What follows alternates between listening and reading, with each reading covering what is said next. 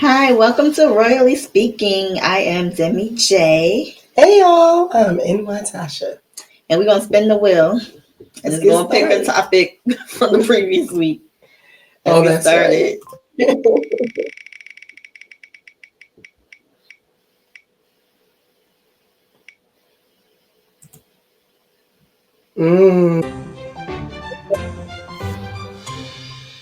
Okay. All right.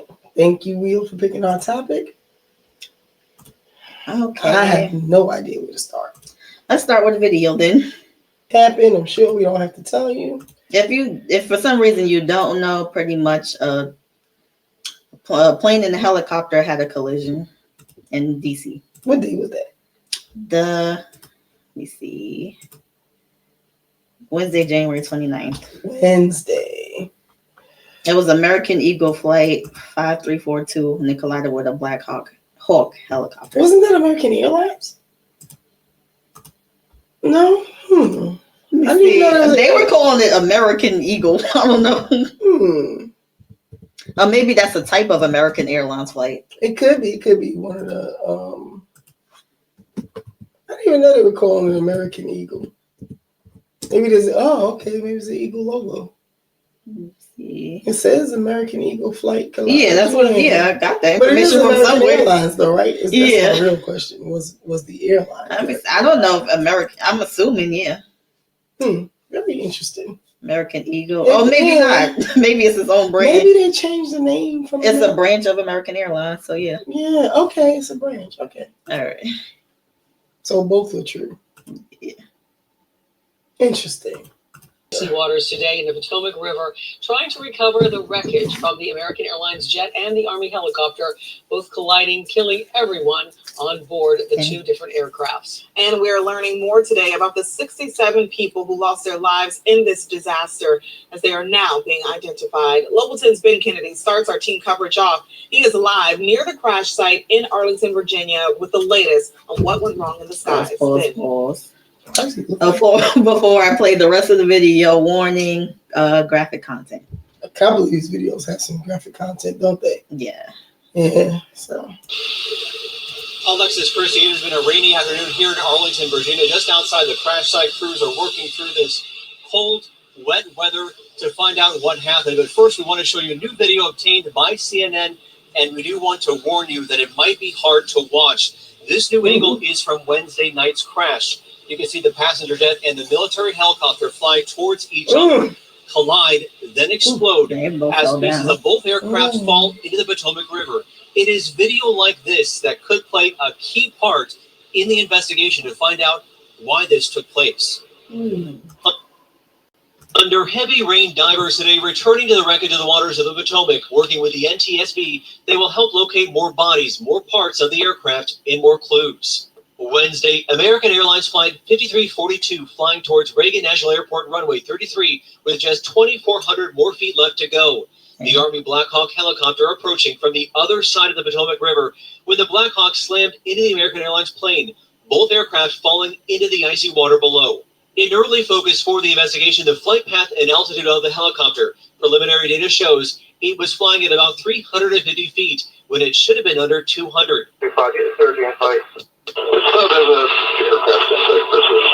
One expert says early indications suggest the helicopter pilots may have been looking at the wrong plane when they told the tower they saw the American jet. There were 64 passengers and crew on the American Airlines flight and 3 soldiers on the Black Hawk helicopter. No one survived. President Trump once again weighed in on a possible cause of the crash, posting to Truth Social this morning the Black Hawk helicopter was flying too high by a lot. It was far above the 200-foot limit. That's not really too complicated to understand, is it? No, guess it's not. No, it's really not. So, tragic, devastating. More tragedies. It's too much. Yes, very tragic. So it's a Black Hawk helicopter and the American Eagle flight from American Airlines. So it seems like the way everybody's talking, the helicopter caused the crash.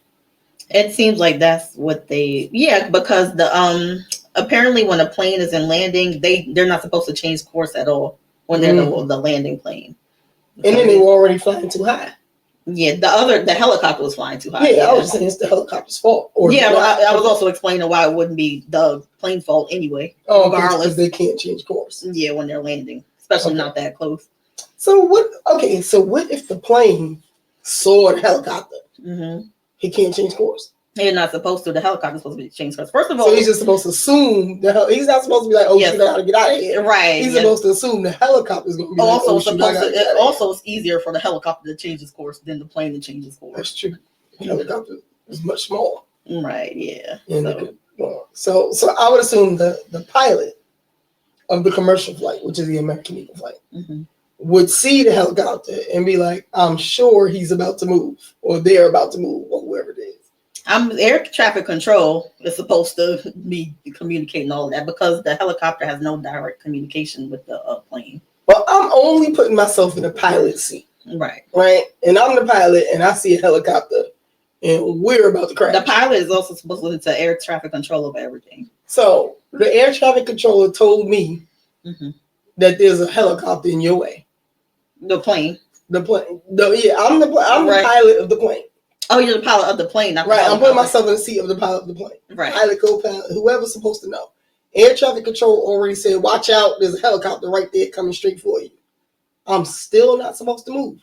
They probably wouldn't. There's probably at that point little you could do because they can't change. They're a big plane already landing. So, and the plane is in landing mode, so they would have to switch a whole bunch of stuff. I wonder if there's any audio on that black box, because I wonder if what the pilot says to the passengers at this point. Brace for impact? They probably didn't even have no time. They probably just tried to do as much as they could. Just see and it's just like, oh. They probably just doing as much as they can to one. They probably don't believe that the helicopter isn't about to change its course in the first place. That's what I'm thinking. It's probably happening too fast to even. They probably don't even have time to warn anybody. Right. Or anything. Right. Yeah. I think I'm gonna assume their first course of action is to try to make sure that watching the helicopter over everything else. So I know. So as far as I know, they did recover the black box. Do we know if they got anything from it yet? The black box. Oh yeah. When they do an investigation, when they do an investigation, like all the flights have a black box, and it's the one thing that doesn't get destroyed when a plane gets destroyed. I guess it's made out of some uranium. I don't know. It's made out of something that's really good. So they always look for that when there is a plane crash or like a disaster in the sky. And when they find it, a lot of times it has all. I'm confused still. What is the black box? Is it something that's in the plane? Yeah, it's on the plane. Mm-hmm. But it's one thing that can't be destroyed in a plane crash. But what is it supposed to help them do? It's supposed to help them with the investigation because they can get information out of it. Now, I know at one point it had audio, like you could hear what the pilot was saying. Oh, okay. I don't know what else is in there. Like maybe it has a track of what, So, maybe it has a video. Who knows, So, yeah. So if it's a black box on the plane and not the helicopter, I don't know how helpful that would be. But I'm curious as to what happened. Okay, so think about 9/11. Mm-hmm. They figured out a lot of information from the black box. Right. From all the planes, Like once they recover the black box, they kind of get an idea of what actually happened on that flight. I'm thinking this is going to be more tricky because it probably wasn't that much verbal going on. But probably wasn't that much at all. So they're wondering if it tracks like any type of video or anything like that. So I don't know what else they can get from it, but they usually come out and say what they learned from the black box anyway. But I guess that hasn't happened yet. So I'm assuming they learned way more about the helicopter than they did the flight. Apparently the flight was doing this job the whole time. But the helicopter was doing all type of crazy stuff the whole way there. So how do you know how much of that? First of all, nobody survived anywhere, right? Right. No. That was like spontaneous combustion. No, some people got in the water, but they say after a certain amount of time, everybody's going to be pretty much guaranteed to be dead in some type of way if their body didn't already come to the top. So I heard there were body parts coming to the top. Yeah. So I wonder how they got so much information from the Black Hawk helicopter if nobody was survived from that. Or was somebody just tracking it really good? No, all this information mostly came from the visual of the flights before the crash. Okay, so you can see that the helicopter is just in the wrong place in general. Yeah, that's what I'm saying. Yeah. I'm talking about the way they were flying in the sky. So you don't even need information from anybody on it. From number one, you're in the wrong place. Yeah. And then you went. But I did hear also that the people from what do you call the people at the desk? Air traffic control. That they asked the helicopter pilot or the co-pilot do you see that other aircraft? Mm-hmm. And then they said yes. But then they said that it could have been some other aircraft they've seen because it might have been more than one aircraft in the air. It's so much. That would be tricky too, because then it should be like, did you see those aircrafts and watch out for all of them, not just one. But I mean, I don't even think they should be able to fly in the same vicinity. That don't make no sense to me. Yeah, a lot of that's crazy. Maybe they're gonna come up with some different air traffic rules. Mm-hmm. I had a question for you. Me? Would you fly now? Nah, I'd be scared to fly. More scared to fly, but you think you would if you had to? Maybe eventually. I wouldn't just be flying all the time for no reason, just to be flying. You think you would just go to Miami? I don't know. Depends on how I feel in a few months. If there's another plane crash or something happen, probably not. Jamaica? 3 is too much of a convincing. If that happens, no matter where it is, anywhere on the plane. No matter where it is. Not even a short flight?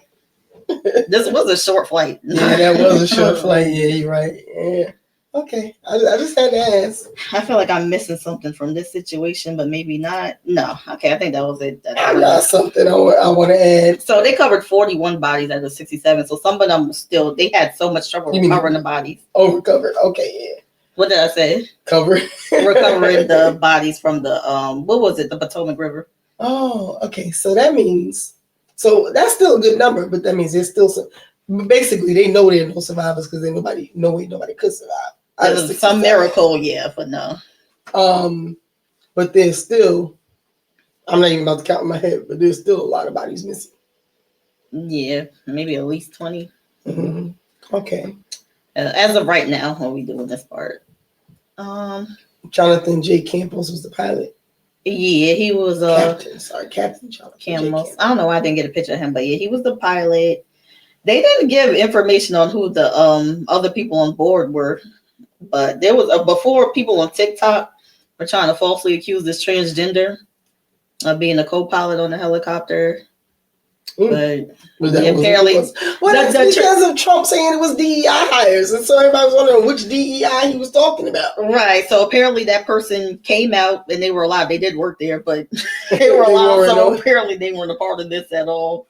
They had to go on the news and tell their feelings. I know everybody has different feelings about this, but how many of y'all think it was DEI hires that caused this crash? I'm just curious. Like, could it have been? I mean, is it possible? I don't know. I mean, it's possible. Was it somebody DEI on the plane, or was the pilot a DEI hire? How will we even know enough information this early to even have any idea that that's what the cause was? Mm-hmm. So the pilot, I know they have to go through the most intense special training. Mm-hmm. So he had to go through military training, all type of stuff. This was a military training event, right? Well, he went through several military trainings to get to whatever rank he was as an officer. All right. Yeah, but I just wanted to add that was an incident that occurred during training. Of course. So maybe he was training somebody else. I don't know. That's what I was trying to figure out too. But why don't they do training on the base if that's the case? They probably do both, because I think it says you can't even get in the air until you do a whole bunch of ground training. So I guess you have to do a bunch of simulations before you even get on a real helicopter. Right, but when you get on a real helicopter, why is that not over the base? Oh. Could that have been a Quantico training thing? Even if it was, why are they not just flying in that area? Yeah, that's true too. Okay. I don't know. It's a lot. It's a lot to pick apart. And I don't know nothing about nothing. So everything I have is a question. Yeah. Everything I have is a question. That is interesting that but here's my other thing, right? If there was a transgender being a co-pilot on the plane, how does that make it his fault? Or her fault? You could be a transgender and know how to fly a plane. Helicopter. There's a lot of this stuff just doesn't make sense. Mm-hmm. They were saying when Trump went down a list of all the DEI hires, he even said dwarfs. It's just like some things. He said mentally challenged people. He said severely mentally challenged. Severely mentally challenged, but then added dwarfs. So is he trying to say that a dwarf is mentally challenged, or is that just another category? I think he was saying all that stuff makes you DEI. I think that's what he was saying. Who knows what's going on? He said, but that's what it seemed like he was saying. But I would assume a dwarf wouldn't be mentally challenged, maybe physically challenged. No, everybody DEI is mentally challenged, but the DEI refers to all these people like of different races and everything. I don't think they're saying those were both the same thing. Yeah. Well, again, how does it make you not qualified? Yeah, that's a different question. Because it's almost like if you're blaming it on DEI, then that means you're saying that the people were only hired because of whatever the situation was. Let's say it's dwarfism, and they're not qualified. But I feel like both can be true. You can be a minority and be qualified. Why can you? You know what I mean? Why does it make you automatically not qualified? I don't know. Maybe I need to be educated on this topic. Or maybe they do. Or somebody. I just don't understand. But maybe moving along. I don't know. I think that partially this is something that DEI, something that Trump wanted to politicize because he didn't like that the other side was doing stuff like that. So he wanted something to pick on, and now he's dragging it. I saw something that said he just wants to control the news. He wants to control the news, but he also wants to make certain people look bad. But okay, Obama. What does Obama have to do with any of this? He mentioned Obama's name. Like, he's just a hater. Obama's like 3 presidents ago. Obama. And Obama was hanging out with you too. Like at the funeral. He was your friend. You still blame him. Well, anyway. And people gonna be people. At least you keeping the same energy. Yeah. We do have a list of like the people. I remember a story about Spencer Lane. That's the boy who was the figure skater. You knew how many figure skaters it was in total? 14, I believe. 14.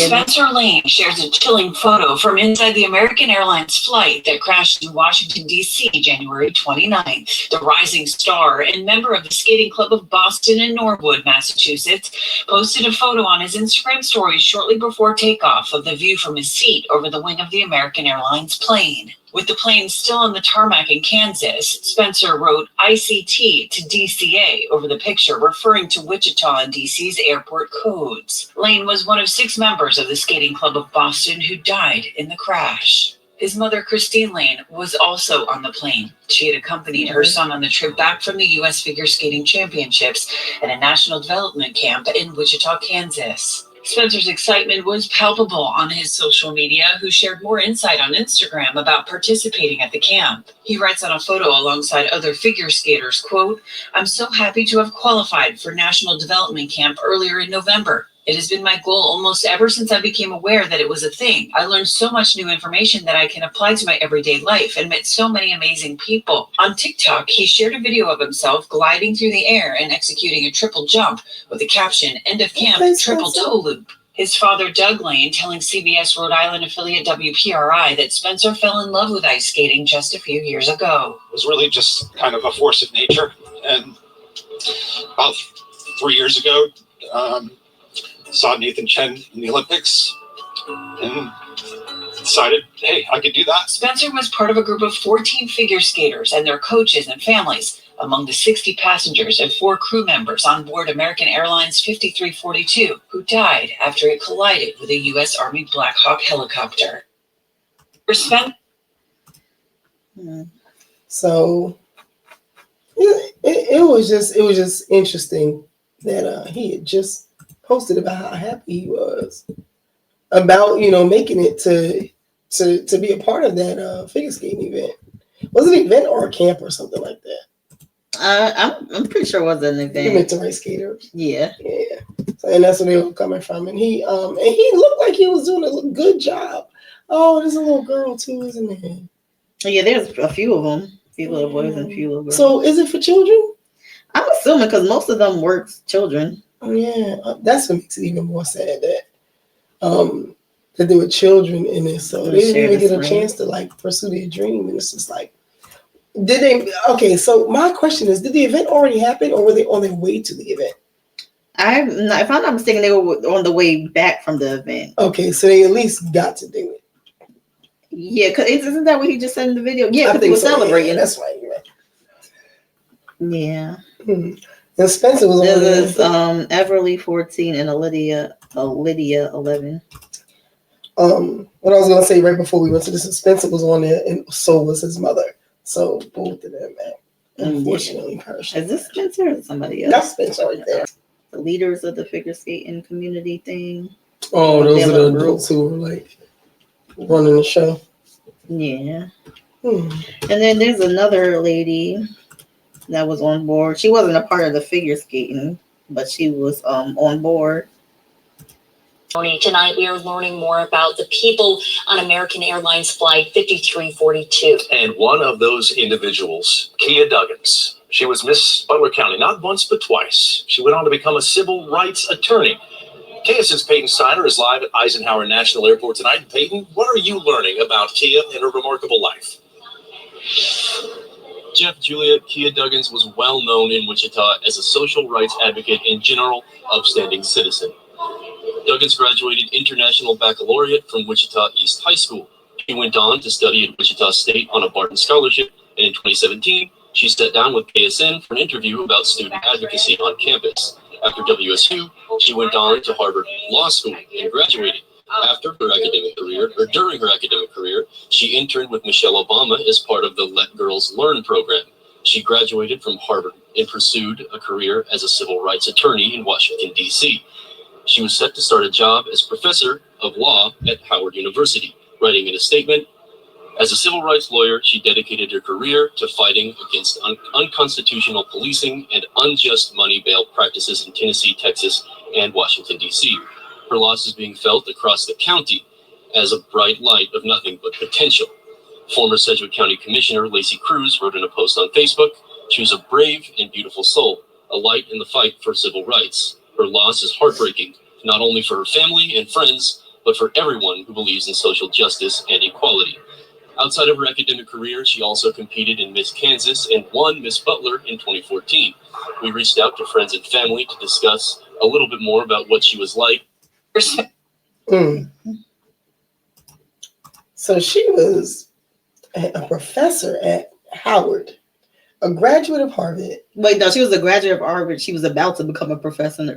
Oh, so she didn't even start working at Howard yet? Yeah. She was about to? I mean, she was a professor at Howard. Yeah, no, it said she was about to start. She was a civil rights advocate.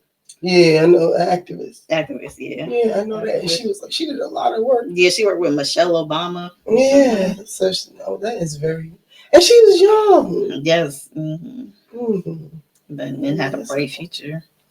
Definitely had a bright future. So people be like, you can replace people, but you can't replace people. You can't replace everybody, especially when it comes to the family. Like, and because I was just thinking about like, oh, they'll just find somebody else to put into her position. They're not gonna find another her to teach at Howard. Yeah. You know what I mean? It'll just be another person who can teach, or another professor. Anyway. Yeah, that's tragic. Yeah, very sad. Hopefully, too many plane crashes don't happen again. Yeah. Especially not a collision. Oh my gosh. Well, you already know. And that was too much. And I don't even want to keep talking about it because we're going to find out about more tragedies or whatever, or more things that happen to people who, it's always too soon for anybody. Them poor little, I'm just going to say children. Because they were very young. Those very figure skaters. Yeah, figure skaters. I am so ready to get off this topic. I do not want to stay on this because before you know it, I'll be crying. So it is time to go. And ain't anything else important about this topic, right? That was everything that was needed to be done. And then we can't go over every single body. I thought there was like a list of everybody. I thought we had a list. Yeah, we were just looking at the list. Oh, we were looking at this? Okay. All right. Yeah. Okay. All right. Well, that's it. Thank you for watching this portion of our show. Thank you. Like our video, comment, subscribe to the channel. Thanks again for watching. Thank you. Bye.